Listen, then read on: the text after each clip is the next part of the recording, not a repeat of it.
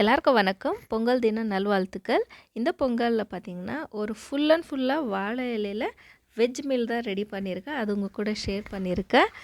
இது பார்த்தீங்கன்னா, ஃபுல் வீடியோவும் நான் எடுக்க போனேன். அதில் சில கிளிப்பிங்ஸ் எல்லாம் எனக்கு காணாதானதால் ஏதாச்சும் 1, 2 ரெசிபி நான் இங்கே சொல்லிடுறேன். இங்கே பார்த்தீங்கன்னா, காலிஃப்ளவரில் ஒரு பொரியல் பண்ணேன்.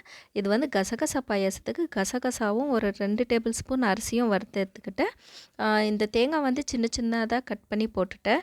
இது கூடயே ஊற வச்ச பாதாமும் போட்டுக்கிட்டேன். தோல் எடுத்துட்டும் போடலாம். நான் எனக்கு டைம் இல்லை, அப்படியே போட்டுட்டேன்.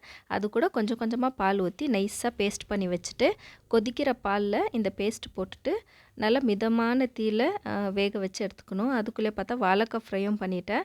அப்புறம் வெல்லத்தை நல்லா கரைச்சிட்டு ஸ்வீட்டு அதில் ஊற்றிட்டு இதுக்கு பார்த்திங்கன்னா முந்திரி பருப்பெல்லாம் போடல. ஜஸ்ட்டு நான் தேங்காய் சின்ன சின்ன பீஸ் கட் பண்ணிவிட்டு நெய்யில் வறுத்து கொட்டிட்டேன். பாயாசம் ரெடி.